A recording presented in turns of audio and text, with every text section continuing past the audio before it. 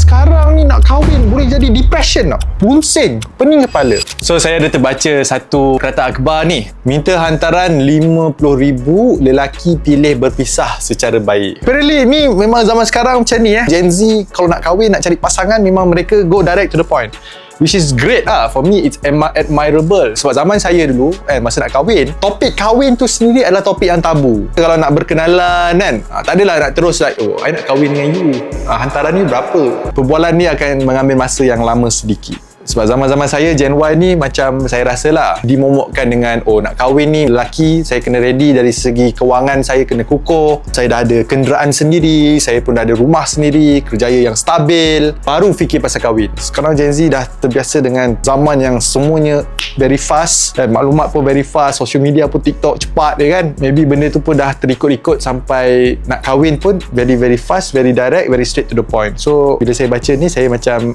admire lah this person ni kan, regardless of what you feel. Dulu kahwin ni mudah tau. Kalau lihat kan zaman Nabi Muhammad SAW, satu ketika dahulu zaman tu kan, nak kahwin ni senang je. Berminat, melalui orang ketiga, deal, mak ayah deal, lepas tu kahwin, terus settle. Sama sekarang ni nak kahwin boleh jadi depression tau. Boleh susah, pusing, pening kepala. Saya pun bersyukur sebab saya dulu kahwin, Alhamdulillah tidak ada masalah. Kos kahwin semua RM3,000 sahaja.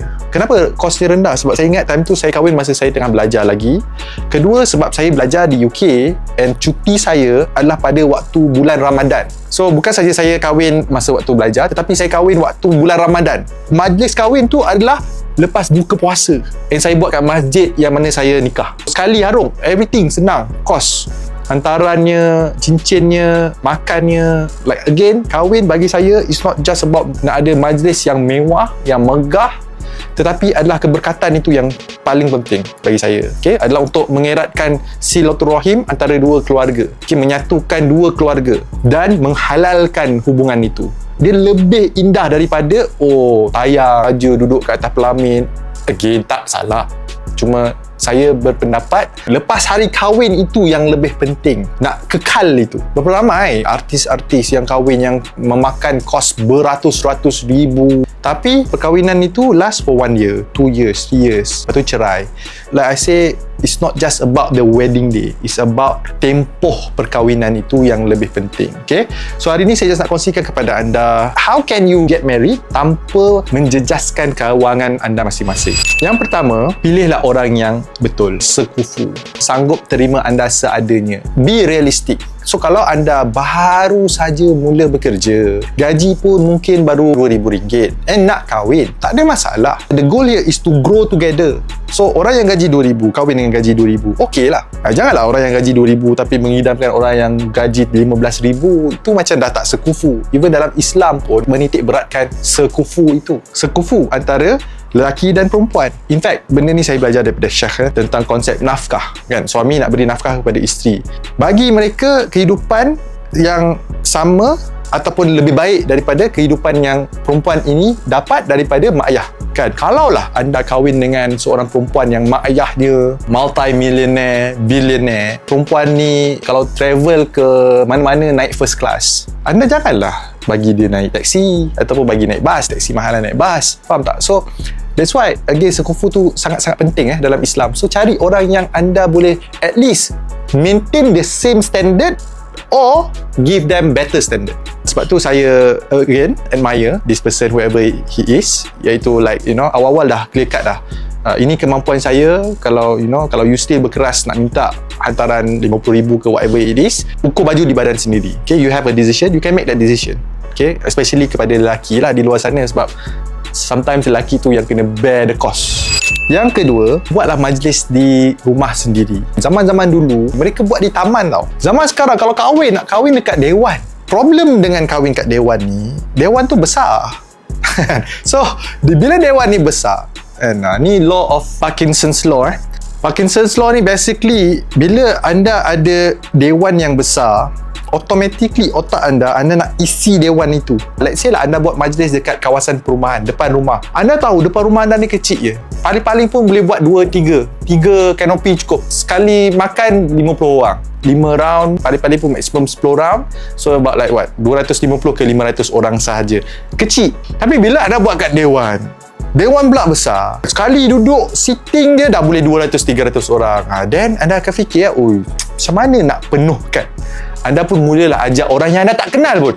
Dah 10 tahun tak jumpa, tapi sebab kahwin ni, jemputlah, jemput.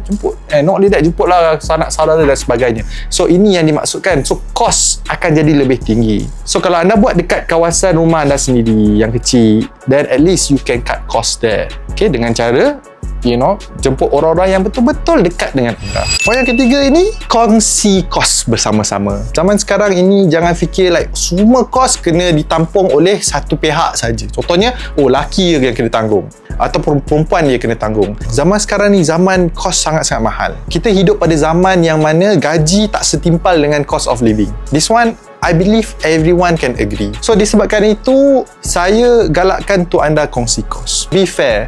How much you put in the same thing as well. Dua-dua boleh meringankan beban antara dua orang. Apa yang tak nak berlaku adalah satu pihak rasa dizalimi, satu pihak rasa tertekan sebab semua kos dia kena tampung sampai mengakibatkan terpaksa buat personal loan. Kalau anda terpaksa buat pinjaman peribadi untuk kahwin, saya memang tak galakkan. It's the worst thing that you can ever do.